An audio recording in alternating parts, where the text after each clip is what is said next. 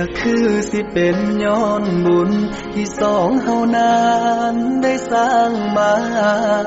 ย้อนบุญวาสนา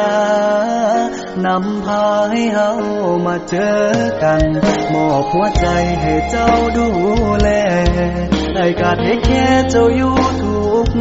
วันบ่มีมือสิเปลี่ยนแต่พันบ่มีวันสิคิดนอกใจ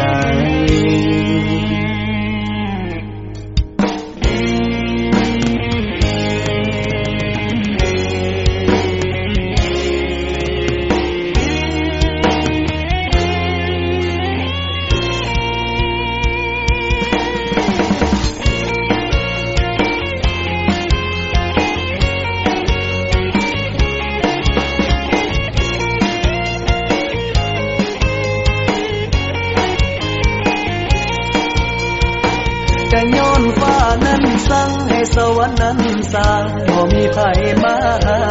มหักเฮาได้ขอให้เจ้านั้นอยู่กับอ้ายขอให้อ้ายได้ดูแลเจ้าจนแก่เฒ่าคุณเด้อนะต่อให้ฟ้าสิหล่นมาทับดินทั้งว่าดินสิอยู่ลงพื้นน้ำบ่ลืมคำสัญญาที่เคยให้ไว้คันบ่ตายไปจากโลกนี้อ้ายคนนี้สิบ่ไปไสสิดูแลรักษาเจ้าไว้เจ้าคือหัวใจของอ้ายเด้อนะ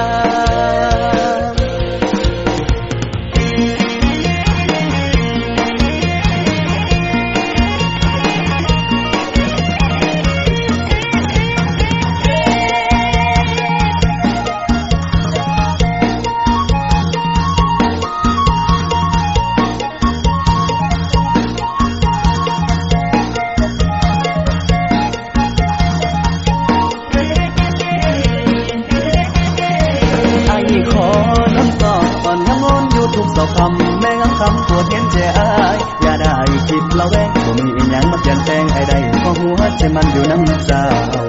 อยู่น้ำเจ้า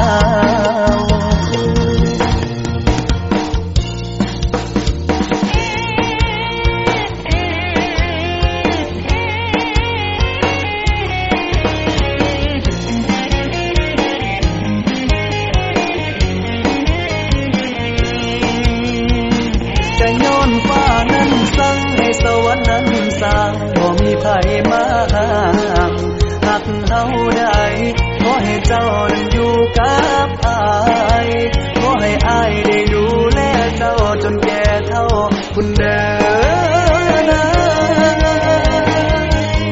ต่อให้ฟ้าสิหล่นมาทับดินทั้งว่าดินสิอยู่ลงพื้นน้ำบ่ลืมคำสัญญาที่เคยให้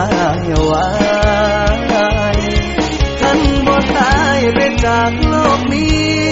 อ้ายคนนี้สิบ่ไปไสสิดูแลรักษาเจ้าไว้เจ้าคือหัวใจของอ้ายเด้อล่ะ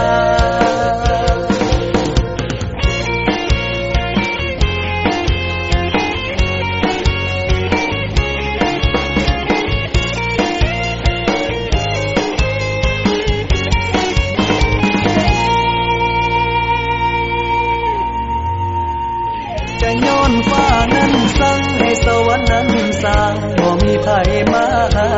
มหักเฮาได้สวัสดีพี่ป้านาอาสาวแขวงผงสะเลทุกท่าน 30 นาทีต่อจากนี้ไปนำพาทานเข้าสู่บรรยากาศรายการเสียงเพลงและข่าวบริการหับหน้าที่บริการโดยเส้นเวลาคือเก่าและเป็นบามาพบกันกับรายการของพวกเฮาซึ่งเป็นรายการหนึ่งที่ว่าได้นำเอาข่าวแจ้งการสิ่งที่น่าสนใจมาสดับสเปียนแล้วก็เสียงคับเสียงดำมาฝากมาตอนกับพ่อแม่พี่น้องคือเก่าเนาะนาไม่มาเป็นการที่หักเพลงซึ่งพบกันในยันนี้ก็ถือว่าอยู่ในอาทิตย์สุดท้ายสุดของเดือนมีนาก็ว่าได้พร้อมจะเข้าสู่เดือนเมษาซึ่งอยู่ในเดือนเมษานี่ก็มีหลายวันเนาะที่ว่าพวกเฮาจะได้พักผ่อน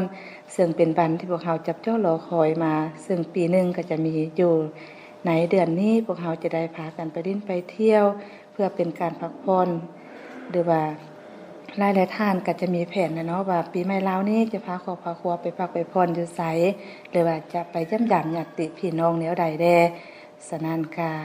ให้มีสติในการขับขี่ในการเดินทางหรือว่าการกินการดื่มเนาะต้องอยู่ในขอบเขตเพราะว่าการเล่นการเที่ยวก็ถือว่าเฮ็ดให้ครอบครัวมีความสุขหรือว่าตนเองมีความสุขแต่ก็ต้องเบิ่ง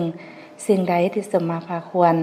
โดยเฉพาะเป็นการใช้การจ่ายเนาะในทางรายการเพราะว่าการใช้การจ่ายนี่ก็ถือว่าช่วงนี้ก็เป็นช่วงวิกฤตแน่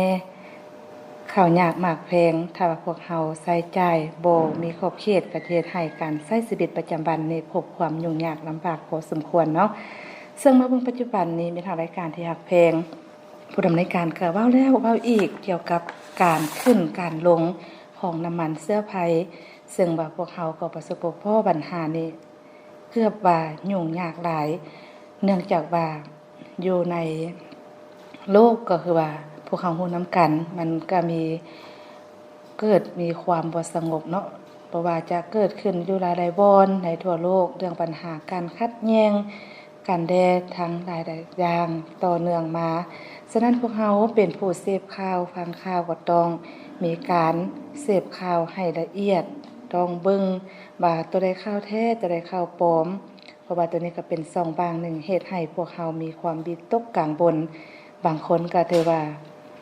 ไปบ่ถูกเลยก็ว่าได้เนาะฉะนั้นก็ต้องมีสติในการเสพข่าวฟังข่าวเบิ่งข่าวต่างๆพวกเฮาก็ต้องมี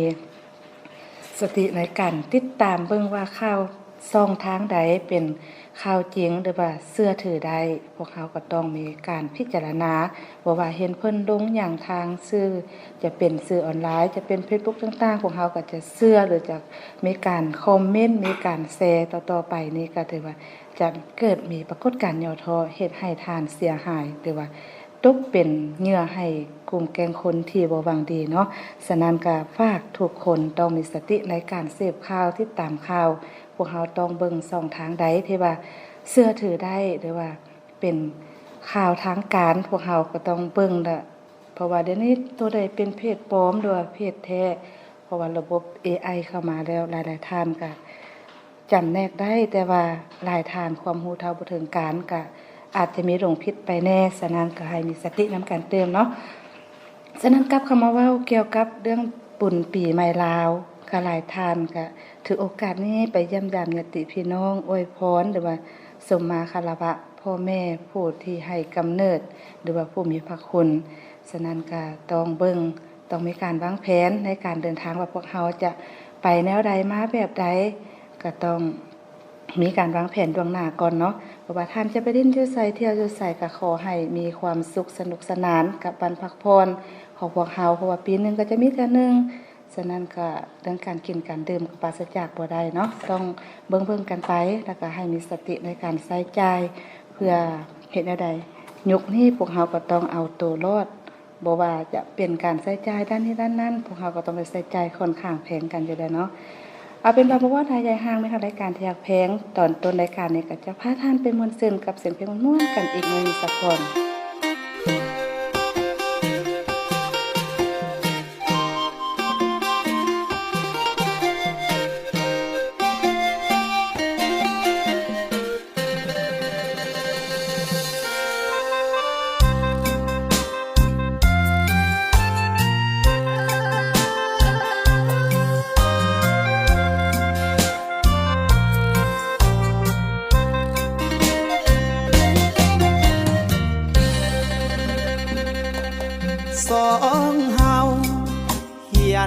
จบมปลายน้ำกันเข้าสู่เวียงจันทน์สานฝันสร้างก่อสีบีน้องคนเฮียนเก่งเซ็งติดปริญญาตรีนักเขียนข้างห้องหลายปีคืออ้ายนี้ขายแห้งเลี้ยงกายหาเงินส่งเจ้าเฮียนปริญญาหวังความวิวาสร้างอนาคตสดใสค่าเทอมกู้แบงเก็บค่าแห้งมาผ่อนคิดอายห้องเศร้าอดออมยอมใจไอโฟนซื้อให้ได้เงินใส่โหย4 ปีถึงวันนี้น้องเป็นบัณฑิตได้งานดีสมดังใจคิดแต่ว่าสิทธิ์ของอายเอ็นอวยหนุ่มหน้าตาดีมีดีกรีแถมเป็นคนรวยมาแซงแย่งใจคนสวยอ้ายคนห่วยห่วยถึกน้องทิ่มใจส่งน้องเฮียนจบปริญญาตรีหวังให้คนดีมอบดีกรีปริญญาใจเฮาไปด้วยกันถึงฟังฝันน้องมานิกายใบประกาศปริญญาใจอ้ายเส้นหับไปด้วยหอยน้ำตา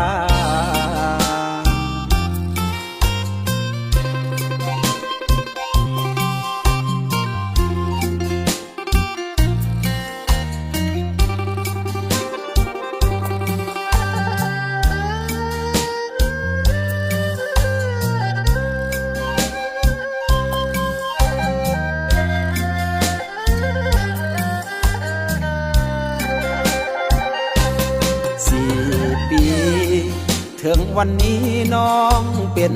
บัณฑิตได้งานดีสมดังใจคิดแต่ว่าสิทธิ์ของอ้ายเอ็นอวย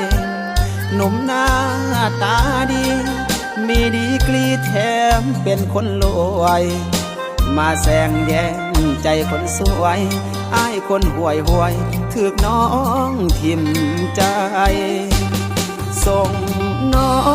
งเฮียนจบปริญญาตรีหวังให้คนดีมอบดีกรีปริญญาใจเฮาไปด้วยกัน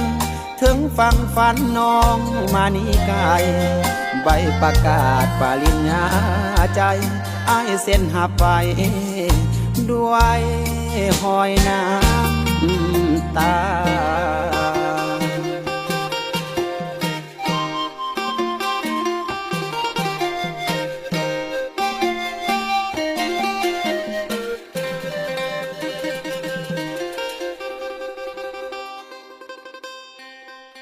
เจ้าเป็นอะไรกันเด้เนาะเสียงเพลงม่วนๆที่พระบรรยการนำมาฝากตอนให้กับบรรทานพอเป็นการหอมปากหอมคอ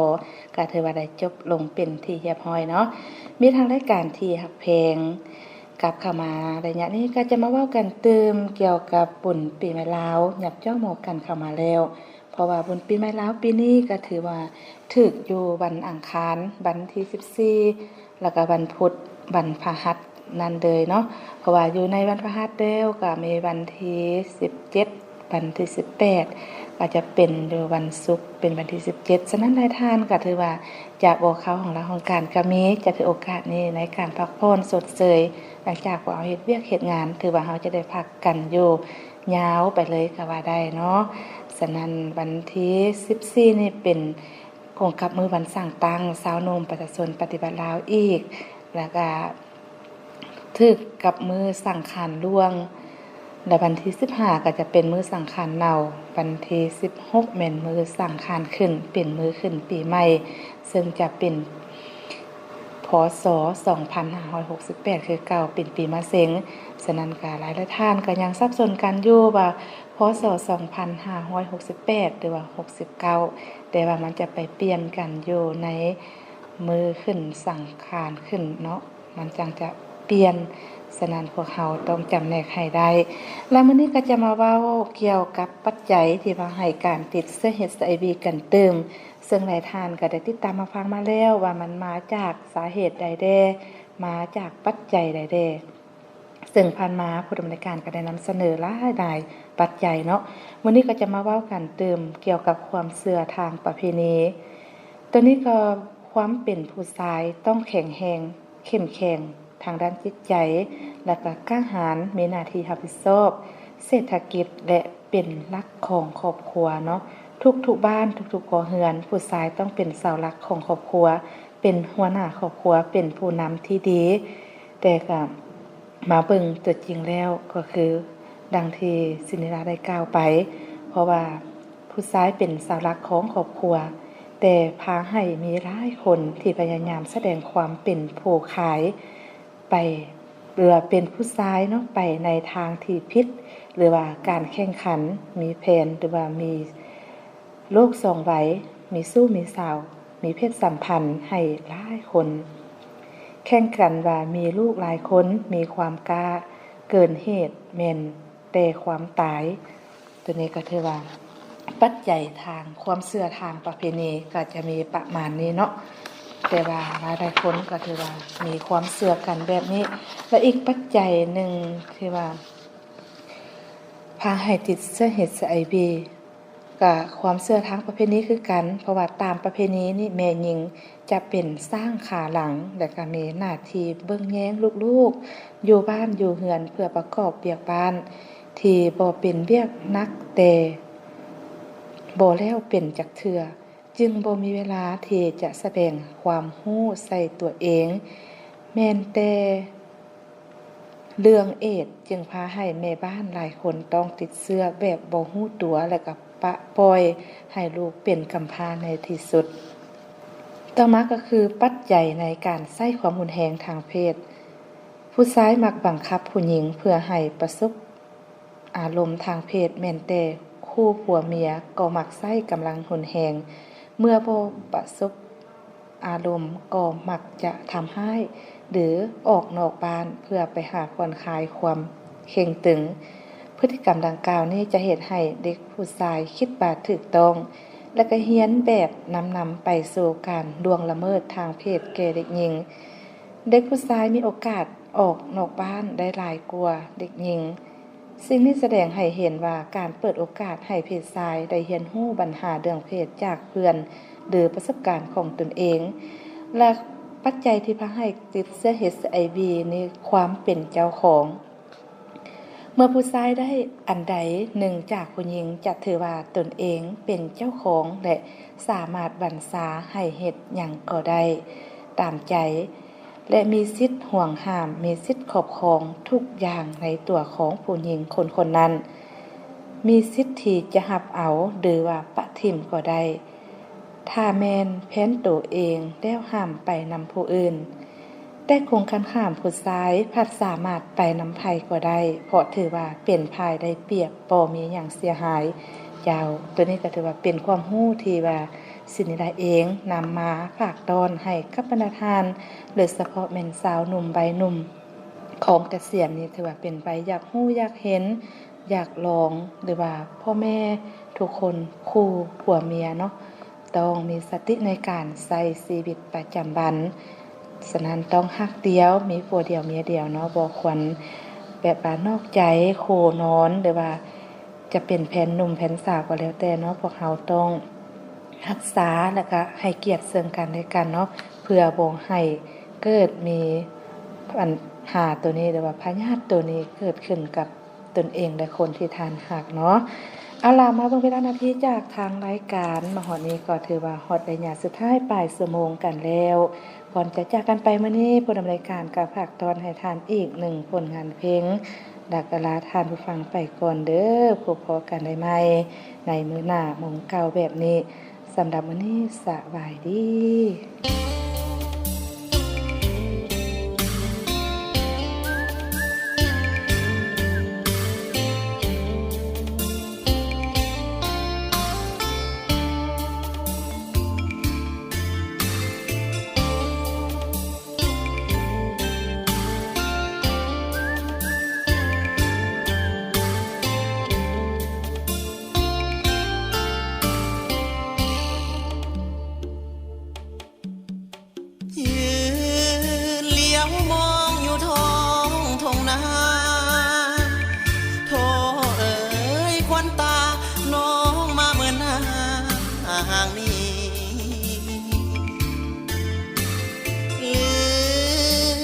ความหลังสองเฮาเคยมีทุ่งนาแห่งนี้เคยมีอดีตผ่านมาแนมท้องนาแล้วมองป่าดงป่านนี้น้องคงลืมไล่ทุกสิ้นที่หน้าป่าดงน้องเห็นศักดิ์ศรีเงินคำเพชรพอลืมเที่ยงนาน้อยสองเฮาที่เคยสุขสมหรือน้องมีแฟนใหม่เสยสมหรือนั่งละทมกอดเขานั่งเซ็บน้ำตาหรือว่าน้องสมปรารถนาข่าวว่าน้องให้ค่าจงกลับมาบ้านนาเถิดน้องมองท้องนาแล้วต้องทนฝืนอยากให้น้องคืนสู่ถิ่นท้องนาป่าดอนสองแขนของอายภาวะของคอยละทิ้งความเศร้าเงาง้อยที่ยังนาน้อยคอยน้องกับ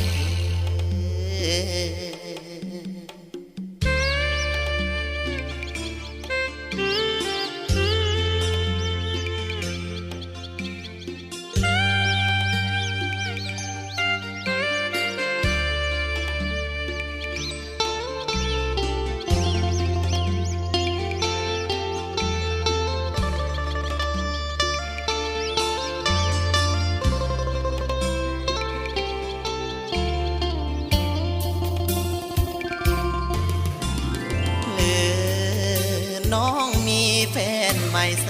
ยสมหรือนั่งละทมกอดเขานั่งเซ็ดน้ำตาหรือว่าน้องสมปรารถนาข่าวว่าน้องให้ค่าจงกลับมาบ้านนาเถิดน้อง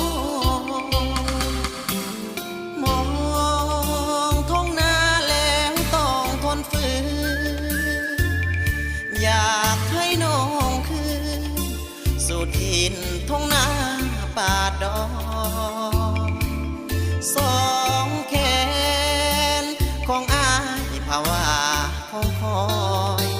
ละทิมความเศร้าเงาง้อยที่ยังนาน้อยคอยน้องกับเธอ